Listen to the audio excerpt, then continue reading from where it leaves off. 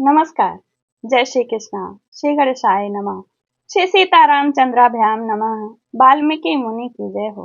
माँ भगवती सरस्वती की जय हो।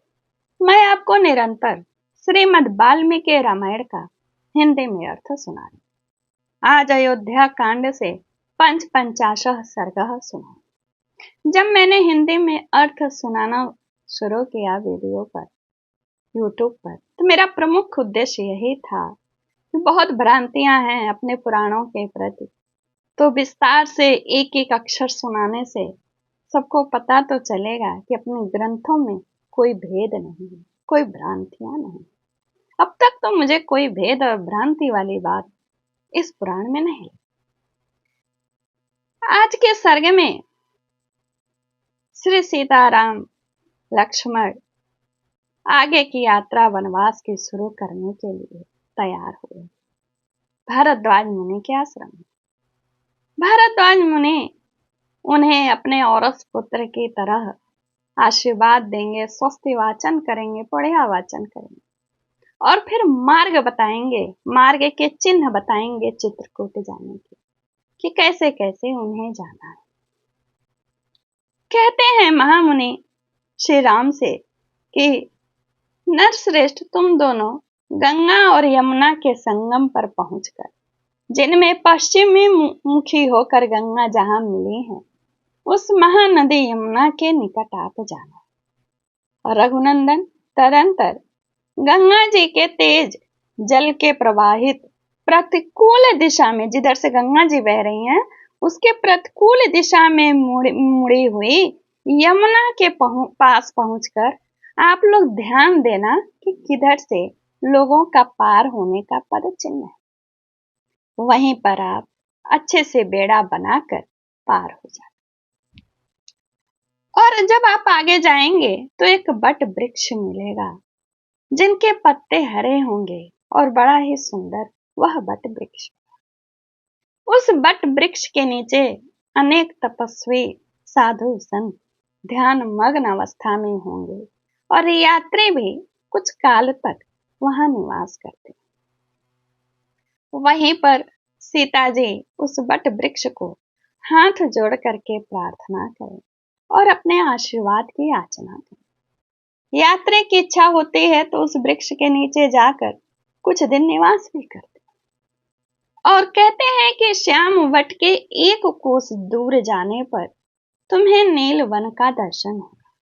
वहां सल्लकी यानी चील और बेर के पेड़ होंगे और यमुना के किनारे किनारे बांस के पेड़ के सुरम में दर्शन भी तुम्हें प्राप्त होंगे। यह वही स्थान है जहां से चित्रकूट का रास्ता जाता है और मैं इस मार्ग से कई बार आया गया हूं। वहां की भूमि कोमल है, दृश्य रमणीय है और वहां दामन नल का भी कोई भय नहीं रहता, यानी आग लगने का। इस प्रकार मार्ग बताकर जब भारद्वाज मुनि लौटने लगे, तब श्री राम ने तथास्तु कहकर उनके चरणों को प्रणाम किया और कहा, अब आप अपने आश्रम को लौट जाए। उन महर्षि के लौट जाने पर श्री राम ने लक्ष्मण से कहा, सुमित्रानंदन, तुम्हारा कल्याण हो। ये मुनि हमारे ऊपर जो इतनी कृपा रखते हैं, इससे जान पड़ता है कि हम लोगों ने पहले कभी महान पुण्य किए थे। इस प्रकार बातचीत करते हुए सीता जी को आगे करके दोनों भाई यमुना तट पर आगे आगे चलने, आगे आगे सीता जी पीछे पीछे यमुना तट पर चलने लगे। और वहां जहां कालिंदी का स्रोत था, बड़ी तीव्र गति से, क्योंकि वो बताए थे गंगा जी वहां जाएंगी, जहां संगम पर मिलेंगे, वहां पहुंचकर ये लोग जो है वहां पर जब पहुंचे तो उन लोगों को चिंता हुई कि इस नदी को कैसे पार किया जाए और वे लोग तुरंत नदी को पार करना चाहते थे, यमुना नदी। फिर दोनों भाइयों ने जंगल से सूखी काठ बटोरी, यानी लकड़ी मोटी, उनके द्वारा बहुत बड़ा बेड़ा बनाया और उस बेड़े पर जामुन का और ये नरम नरम घास पत्तों को रखकर सीता जी के बैठने के लिए नरम आसन बनाया। टहनियों को काट करके खूब सुंदर बेड़ा तैयार किया। दशरथ नंदन श्री राम ने लक्ष्मी के समान ऐश्वर्यशाली अपनी पत्नी को हाथ पकड़ करके सावधानी के साथ उस आसन पर बैठाया। माँ सीता कुछ लज्जित सी थी और उनके आभूषण को भी उस बेड़ा पर वस्त्राभूषण को रखा और श्री राम ने बड़ी सावधानी से खंती यानी कुदारी और बकरे के चमड़े से मढ़ी हुई पिटारी को भी बेड़े पर रखा जिसमें उनके कुछ सामान थे। इस प्रकार पहले सीता को चढ़ाकर वे दोनों भाई दशरथ कुमार श्री राम और लक्ष्मण उस बेड़े को पकड़कर खेने लगे। उन्होंने बड़े प्रयत्न और प्रसन्नता के साथ नदी को पार करना प्रारंभ किया। जब बेड़ा बीचों बीच में गया तो माँ भगवती सीता हाथ जोड़ करके यमुना जी से प्रार्थना करने लगी, हे देवी, आपको हृदय से मेरा प्रणाम।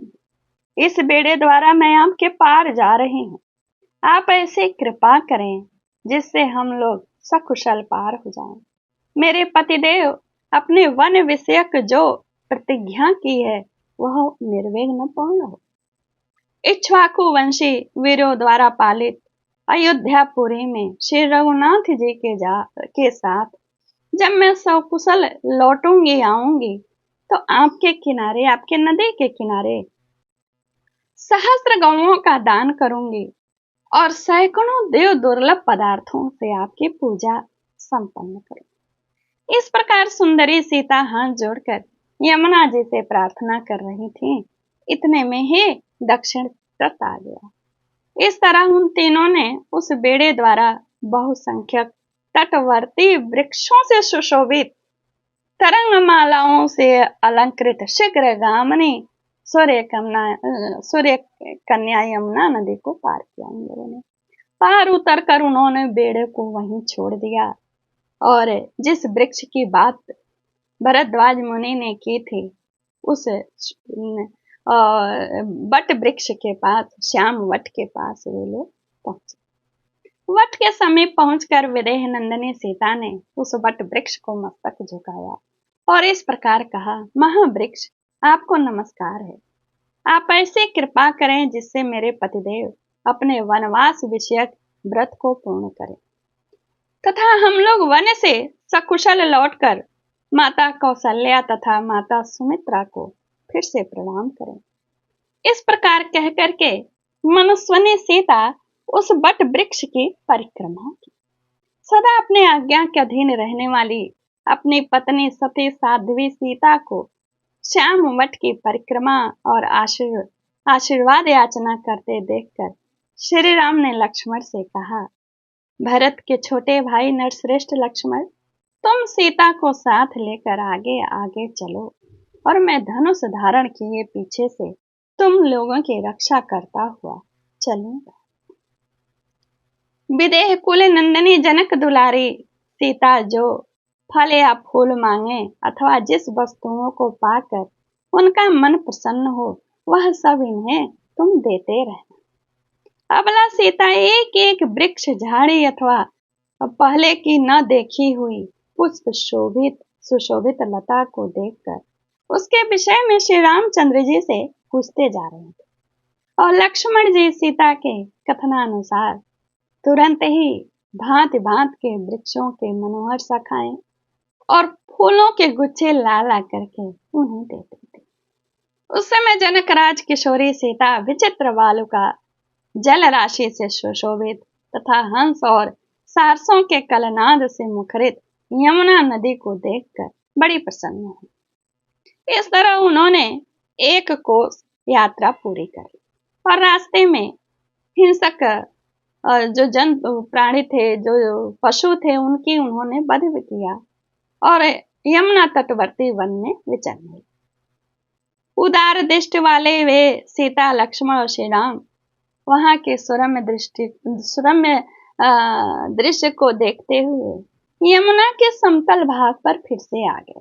रात्रि हो गई थी। रात्रि व्यतीत करने यह सर्ग यहीं पूर्ण होता है। आगे के सर्ग में ये फिर चित्रकूट के लिए इनकी यात्रा प्रारंभ होगी। कैसी उनकी यात्रा होगी वह जरूर सुनिएगा। इत्याशय श्रीमद् वाल्मीकि रामायणे इत्याशय श्रीमद् रामायणे वाल्मीकि आदि काव्य अयोध्या कांडे पंचाशा सर्गा यहीं पूर्ण होता है। नमस्कार, जय श्री कृष्णा। जो यहाँ तक सुने उन्हें मेरा नमस्कार, धन्यवाद। जय श्री राम जरूर लिखिएगा। धन्यवाद।